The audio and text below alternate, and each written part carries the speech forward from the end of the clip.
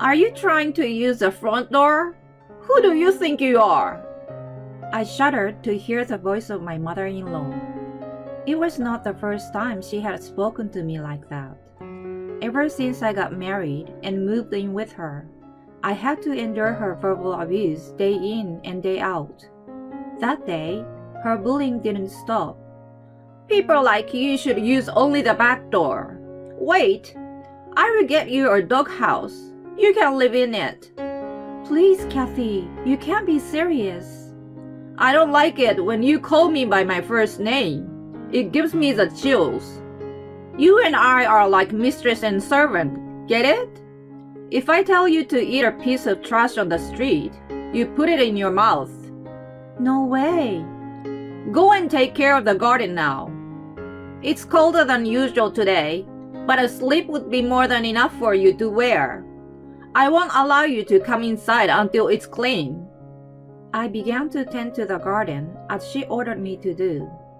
It was sub-zero outside. My arms and legs were shivering. My cheeks ached from the north wind. My whole body was shaking so badly, and my consciousness was fading. I can't take it anymore. Just when I was about to faint. Hey, are you okay? A warm voice I hadn't heard in a while echoed in my ears. My name is Lauren. My life in hell began with the passing of my mother. Mom! As she lay in bed, she didn't answer my call anymore. The sudden stroke was discovered too late, and the best treatment at the hospital could not save her. She was 48 years old. She died too young. I heard people around me whispering that she must have been overworked. She raised me as a single mother. My father walked out on her shortly after I was born. I never knew where he was or if he was even alive. My mother worked several jobs to give me the best education she could afford. I always wanted to repay her for her hard work, so I studied hard and got a good job at a major telecommunications company. I worked hard for 3 years. When I was finally able to support her financially, I met Nathan, who later became my husband. We worked in different departments of the same company. He was one of the best salesmen, always bringing in results. When he approached me, I immediately fell for him. His success at work was appealing, but more than that, I was attracted by his sweetness. I have been somewhat distrustful of men because of my father, but he dispelled my prejudice. Let's get married. When he mentioned it, I agreed in a heartbeat. I was in love with him, and my mother had been waiting for us to get married for a long time. She wholeheartedly wished me the happiness she couldn't have for herself. She always told me so. The process went very quickly, and within a month of the proposal, we were resigned as married. When we only had to wait for the wedding 2 months later, she suddenly passed away. I was devastated. She was my only family. My despair was deep, remembering how we had supported each other throughout our life. Of course, I canceled the wedding, and instead, I prepared for her funeral. I couldn't help but feel sorry for Nathan. He was very concerned about me and told me not to worry about it. Another person who saved me was my mother-in-law, Kathy. She had been attentive to us since before we were married. She had a gentle personality and was a flower arrangement teacher. She also lost her husband early in life and experienced raising Nathan as a single parent. My mother's passing wasn't just someone else's problem to her. When I was shedding tears in front of the coffin, she gently spoke to me. Don't cry, dear. Losing your mother is indeed terrible, but you're not alone. You have Nathan and me. But I ruined the wedding. That's just a formality. The important thing is that we are now a family. You can count on me. I can't replace your mother, but that doesn't change the way I feel about you. Thank you. Her kind words made me wail on her shoulder. Her gentle arms wrapped around me. I never imagined that the same person would later torment me. When the funeral was over, I was finally ready to move forward. Nathan and I moved in with Kathy after she enthusiastically invited us to live with her. Nathan thought that I would feel safer if we lived with someone else. When we got married, I quit my job. He was a frequent business traveler, so he felt better leaving me with her while he was away. I did not object either. I had made up my mind to devote myself to her to make up for the loss of my mother. However, my intentions were soon trampled upon. "Lauren, you don't even know how to make chicken soup?" She harshly criticized the meals I prepared. They were badly seasoned and looked messy. When I served her a greasy meal, she left the table without tasting a single bite. "Are you trying to kill me too, by serving me lousy food?" I was totally taken aback. It was unthinkable from the kindness she had shown me up to that point. She had always been sweet to me until we moved in with her. When I was depressed, she did her best to comfort me. Her attitude changed completely as soon as we started living together. She was a perfect example of a bully. She criticized me about everything from the way I cleaned the house and the way I greeted the neighbors, to even the smallest details of how I should act in our neighborhood. She didn't even stop there. Whenever I behaved in a way she didn't like, she punished me for it. "It's such a shame that you can't even clean the house properly. I'm so disappointed to have an incapable daughter-in-law." "I'm sorry." "Do you know why I asked you to move in with me? Because I wanted someone to take care of me. Someone to do the housework for me. Then I could work more freely. And yet..." "I'm doing my best on cooking, cleaning, laundry, and everything else. I'm trying to make sure that I don't interfere with your work." "I'm telling you that you're a total failure. What has your mother taught you? Or did she just hang around outside leaving you alone?"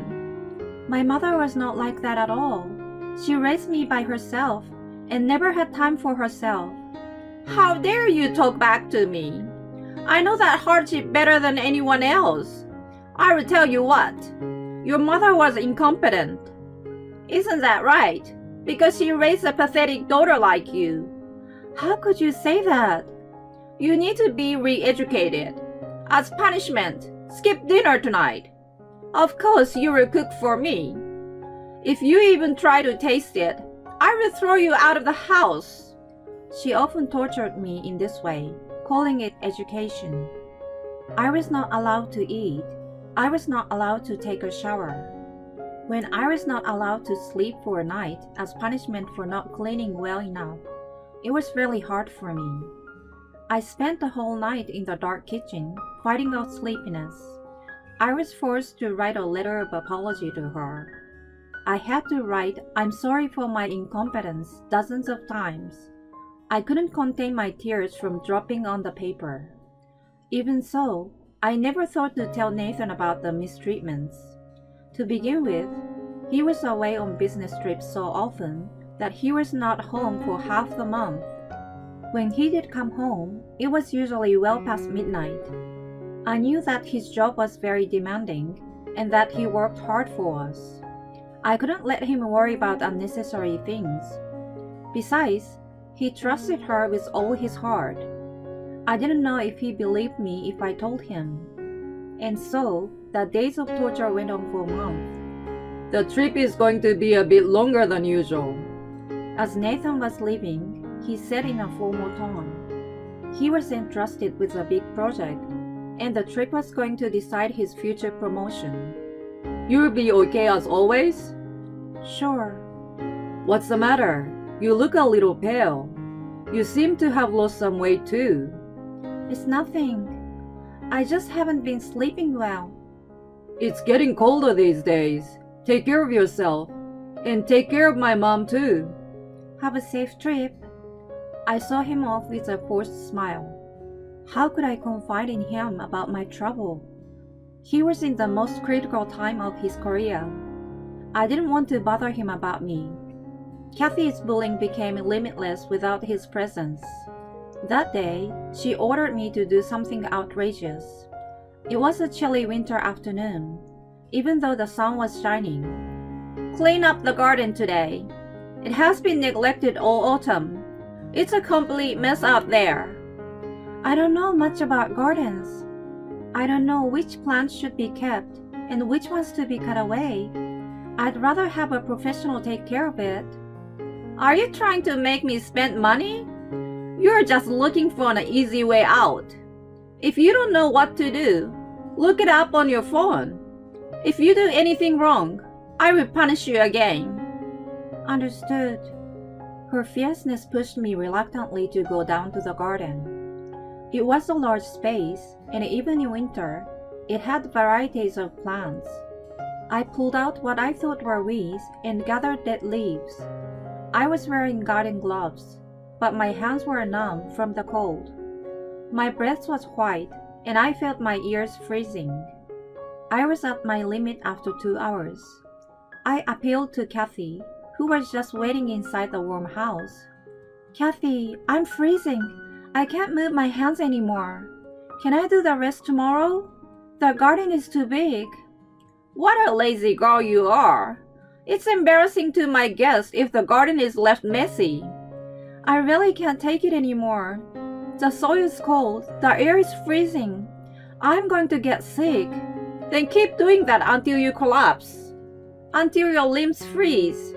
Oh, I just got a good idea. Take off your clothes. What? No. A girl like you has no right to wear clothes. Underwear will suffice. You will clean the garden almost naked. Don't forget to dig up the soil.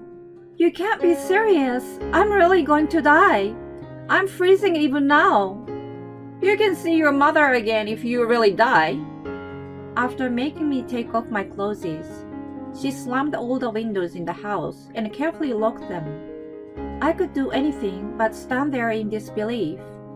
Even for a bully, that was way out of the line. She had even mocked my mother's death. I felt more sadness than anger, but soon I was overwhelmed by the piercing cold. The icy wind blew mercilessly against my bare shoulders and legs. I felt nauseous and fell to the ground, but the soil was also cold. There was no way I could tend to the garden in this condition. I couldn't even go out to the street in just my underwear. I didn't want my neighbors to see me. I was more concerned about the appearance than the danger to myself. Kathy's relentless abuse had brainwashed me. I was incapable of making normal human judgments and was reduced to a slave who obeyed her orders. As the sun went down, the cold outside became increasingly severe. The evening passed and night fell. I was still not allowed in the house and sat in a corner of the garden, losing the energy to even shiver. I put my hand on my shoulder, which was probably turning pale. I realized that I had lost all feeling in my hands. My head was starting to get foggy. I called out to my mother and finally collapsed to the ground. I didn't know how long I had been out. When I gained consciousness, I saw Nathan's face in front of me. It seems that he was holding me in his arms. The temperature of his hand faintly warmed my skin. My frozen lips barely moved. Honey? What are you doing outside? You're almost naked. What about your business trip, your important work? I will get to that later. I've got to get you inside. He picked me up and walked to the patio door. He was surprised to find it bolted from the inside. He checked the windows and was stunned that they were all locked too. I didn't have the energy to tell him what Kathy did. He went to bang on the front door 2 or 3 times, but no one came to open it. Then, he picked up a stone and slammed it hard against the sliding window in the living room. The piercing sound of breaking glass echoed in the garden. He stuck his hand through the crack and unlocked it. Finally, I was inside the warmth of the house. What's going on? Kathy, who seems to have been taking a bath, came running. She was wearing a bathrobe over her naked body. Even so, she looked warmer than I was. When Nathan banged on the door, she couldn't hear him in the bathroom. She gasped at the sight of scattered glasses. Mom, what's going on? What do you mean? Lauren was on the verge of hyperthermia. She was naked in our backyard while you were warm and cozy in the bathtub. I just asked her to clean up the garden. I knew something was up. She was getting thinner by the day, and even this morning she looks exhausted. She often has dark circles under her eyes, like she's not sleeping. I notice these things every time I come back from my trip. I could only assume that something's happening at home. Is that why you came back early? I lied that it was a long trip and wanted to see what was going on. I went to work as usual and decided to leave on time today. Then I came back to my wife collapsed naked outside. You have been tormenting her. I could understand what he was saying, even in my foggy consciousness. He was trying to help me. He sensed something unusual in our daily life. To make sure, he faked a business trip and came back to check on us. Sure enough, he came upon the scene of me being tortured by Kathy. I was so careless. I didn't know you were bullying her. This is education. She's an incompetent wife. Who is talking? You're the one who can't do a damn thing. A flower arrangement or whatever. You've always been doing what you want. You rarely cooked for me since I was a child. I was forced to take care of myself. Well, that's... And now you became a bully. No, this is worse than that. You almost killed a person. You are exaggerating. First of all, it was her fault for being slow cleaning the garden. And shut up. I don't consider you as my mother for harming my wife. Get out of here immediately. I don't want to see you. Nathan! You should go outside in that gown. You will see for yourself how cold she was. He grabbed her arm and forced her outside. No!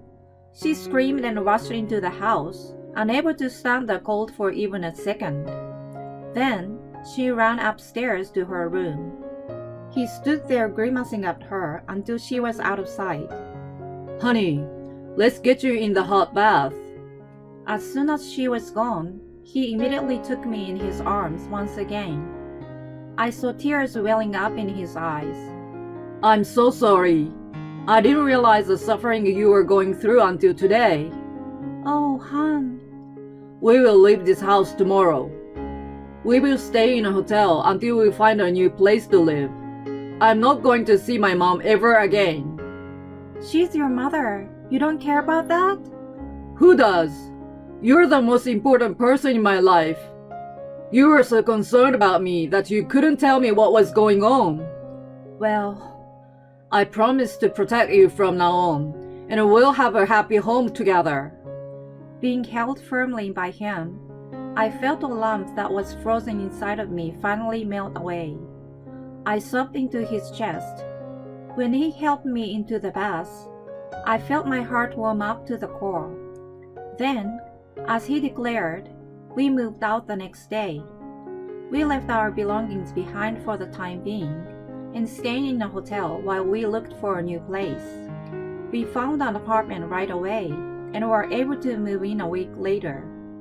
When we returned to pick up our belongings, Kathy pleaded with me. "Hey, can we just forget the past and move on? I regret that I went a little too far." "Forget? You mean forget about you leaving me outside naked?" "I apologize. That was suddenly too much. And about me taking a bath, kind of forgetting about you." "That wasn't the only time you mistreated me. I'm not going to forget about you making me starve or making me write an apology letter." "The window is still broken. I haven't had a proper meal without you. The house is a mess, so I can't even invite my students." "I don't care, and I got nothing to do with it. Why don't you clean it yourself? You seem to still care about your reputation, But I've told the neighbors what you have done to me. I took pictures of a broken window and sent them to the right people. I also have a copy of an apology letter I was forced to write. Why did you do that? It's going to be very difficult to keep your head high in the neighborhood from now on. And your classes, I hope there still are students who want to learn from a teacher whose hobby is to bully people. I turned my back to her after saying all I wanted. She fell to her knees and couldn't say anything other than, "Oh no, oh no." I felt somewhat relieved, finished my business quickly, and returned to my new apartment. There, I was starting a new life with Nathan. I hoped to create a loving home,